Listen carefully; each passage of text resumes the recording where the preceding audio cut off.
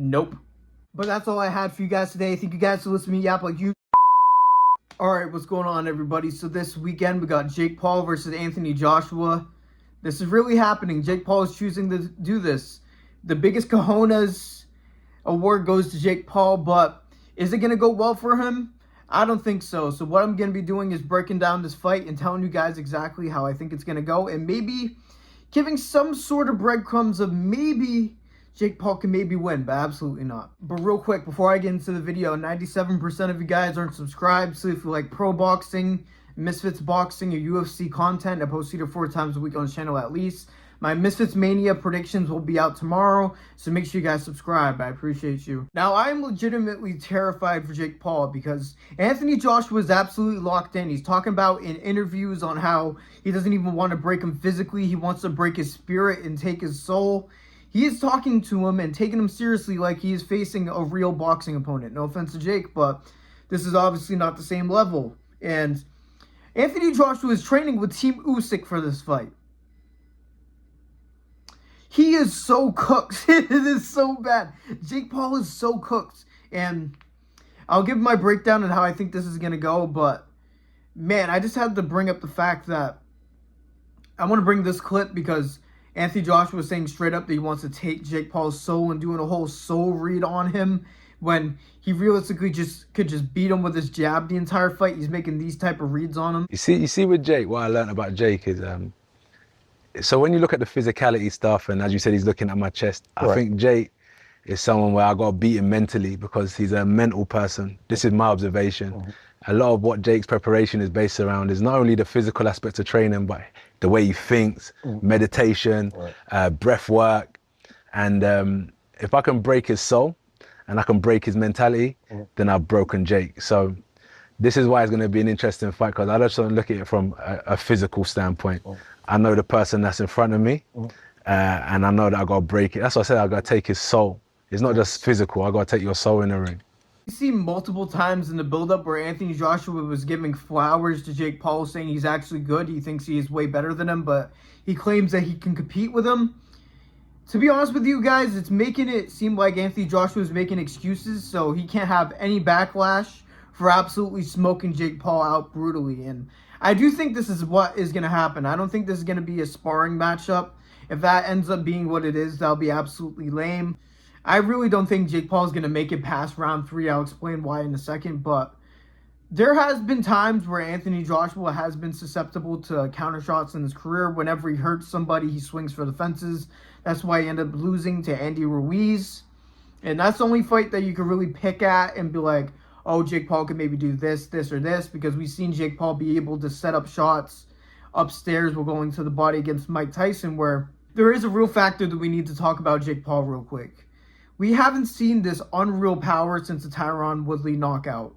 And the Andre Augustus knockout with the uppercut was absolutely brutal also. And it showed his better ability moving his feet and being more light on his feet. But ever since he went to heavyweight, it has completely reversed everything he's done with his movability. And it seems like he wants to be on the counter shot, outbox Anthony Joshua. But Anthony Joshua is just going to be on his jab like the Andy Ruiz fight. He's just going to be working his jab and looking for the kill shot. Because in that Andy Ruiz fight, he didn't let Andy Ruiz do anything. So he's definitely not going to let Jake Paul do anything.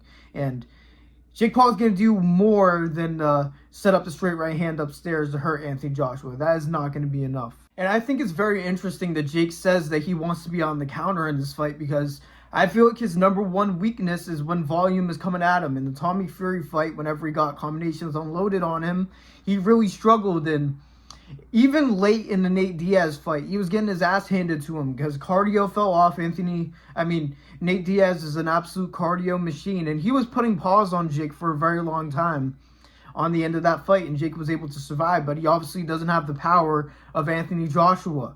But Nate was able to land perfect shots on Jake Paul, despite him not being remotely close to an Olympic gold medalist boxer heavyweight that has the reach that can cross you against the ring. Where, man, Anthony Joshua's jab is going to be so important and so devastating in this fight. I legitimately think there will be a sequence where Jake Paul gets knocked down by a jab. And I think there will be another sequence where Jake Paul gets knocked down and gets back up and it's respected, but it doesn't end well after. But Anthony Joshua has such a fast jab and left hook that he can make it look like a jab, work the jab, move, and then shoot the left hook. And it can hurt you very, very badly. And I think the kill shot in this fight, I'll call it right now, even though I have more breaking down to do, I think it will be a left hook and then a straight right behind it that knocks out Jake Paul. I think that will be the two-punch combination that puts Jake Paul out cold. I think Joshua's going to be working his jab to the body, moving Jake Paul back, getting back whenever Jake swings, combination, punching, and then left hook straight right behind it. Whether that's the first knockdown that Jake gets up from, whether Jake Paul doesn't get up at all. I think Jake Paul will be put down by a left hook straight right combo. And I think he will even be hurt by straight right at this point. You're making it sound like he's ready for the straight right, but it's faster than Jake Paul can react 1,000,000%. And it's not even the problem that Jake Paul doesn't know what to do when volume is coming at him. It's his choice to duck down and wing a left hook or an overhand right. If Joshua sees that coming, steps back, straight right hand, while Jake Paul is doing this with his chin and gets caught right here, dude, it's going to be bad. That's why I'm actually kind of scared for him, because you can't play boxing. And I know that's kind of a cringe thing to say. It's oversaid. They beat the drum too much with that statement, but this is the type of fight where you cannot play with that. He can get serious brain damage from his knockout. It is a drastic power puncher. Jake is not a true heavyweight. No matter how thick that neck gets and how tubby you get, you are not a true heavyweight. You are a light heavyweight cruiser. Like, that is your limit. 185 is Jake Paul's best weight. I have no idea why he thinks this heavyweight journey is a great idea. This is making a ton of money, and he's a genius. But is it going to be genius if he has brain damage or something really serious happens? Maybe Anthony Joshua has mercy and goes to the body. But I don't know, man. We've seen what happened to Francis. We really have seen that. Yeah, man. It seems like Jake Paul thinks that he got the entire straight right figured out. But Anthony Joshua is able to shoot his jab. He'll like slight twitch his shoulders to make the jab look like it's coming. And he'll shoot that straight right hand right down the pipe. And it will crack you. Andy Ruiz was able to take a good amount of shots, which was very impressive. And I think Jake Paul has a very good chin. He's only gotten hurt 1 or 2 times in his entire career. But it's not going to stop after one shot. It's going to be a shot that hurts him and maybe 5 more after, because we've seen when combinations are coming Jake Paul's way, he feels like he has to get one back and he'll do a wild swing. And that will be the time where he gets put on his ass, because we've seen him rip long combinations against Andy Ruiz, and he was able to drop him very badly and hurt him very badly with his offhand. Jake, watch out, it's more than that straight right hand. That left hook can absolutely crack you too. That's why I feel like it's going to be him working his jab. Left hook, straight right, boom. I think that's night-night. And I think it's going to happen in round 3. I even maybe want to say round 2 or round 1. Jake might actually get smoked in round 1. But I think that Joshua will play with him, work his jab the entire round 1. And then actually, I'm going to say round 2. Round 2, left hook, straight right hand puts Jake Paul out. Whether there's a sequence before that where Jake Paul gets up from a knockdown in round 1, who knows? But I think that's how it's going to go. So it seems like Jake Paul is really banking on Anthony Joshua getting into a firefight with him where he could somehow crack and test Anthony Joshua's chin. But I don't think Anthony Joshua is going to give him any chance. I don't think he's going to fight in the fire at all. I think he's going to tactically destroy Jake Paul. I think he's going to be able to fight at a range where he's going to be able to tactically destroy him and not even worry about getting caught. Because Jake Paul looked good on the bag. He did. He looks fast. He has good movement. And it seems like he's a little bit better at this weight. It seems like he's getting more used to it. I still think that he has plateaued and skilled since like the Nate Diaz fight. I really do think so. I do. I think his best form was when he was facing Ryan Borland and Andre August, when he was getting those knockouts. I think he was on the right path of his career at that point for a Tommy Fury rematch. Maybe some sort of title in boxing, but now he's going backwards and probably down as well in this fight. So yeah, I don't think Anthony Joshua is going to get into a fight where he's even in remotely any danger against Jake Paul. I think this is going to be brutal and one-sided. And respect to Jake, he could do the craziest thing of all time. I think the simulation ends if Jake Paul wins this fight. Let me know if you guys agree, but I don't see it whatsoever. I really don't. And I don't believe in the scripted shit, but if Jake Paul wins, I might change the tune a little bit, because that would be ridiculous. So yeah, man, Jake Paul is going to get knocked out in round 2 by Anthony Joshua. It seems like the Jake Paul haters are getting exactly what they want here. I'm almost at a point where I don't believe it until I see it. It seems like there could be a pullout, like, Oh my god, if I go on Twitter after recording this video and there's a pullout, crash out incoming. I'm just saying. But yeah, I'm not a Jake Paul hater. I'll probably be cringing throughout the entire fight, man. I'm sure that knockout reaction will get a ton of views because it seems like it's the most negative stuff. If Jake Paul gets absolutely decapitated by Anthony Joshua, I'll probably go viral. This is kind of how it works. So yeah, I got Anthony Joshua round 2 KO, but I'm also going to talk about the co-main event. I'm not gonna break this down like the main event. I just want to give my thoughts on this. Anderson Silva versus Tyron Woodley. Now, I think this is a very cool fight, but I'm nervous for Anderson Silva. I really am because he's 50 now, man. The big 5-0. That's when it's really getting questionable why you're still fighting. And Tyron Woodley has some real power. He hasn't boxed at all, and he's been trying to make a UFC or MMA comeback. He was trying to be a part of the PFL, what was it, the GFL that ended up getting canceled. He was supposed to be a part of that. He was the first overall pick in that promotion, just for it to absolutely collapse. So I think this fight's going to be very interesting. I think Anderson's going to try to fight a tactical fight, and I think that Anderson could win by decision. But if Tyron got better, he is very dangerous in boxing. He has some real power in his hands, and he's a bit timid, and he doesn't work his jab, and Anderson will be a lot better in that aspect with moving around the ring, working his jab, being more slick. Tyron doesn't move his head off the center line at all.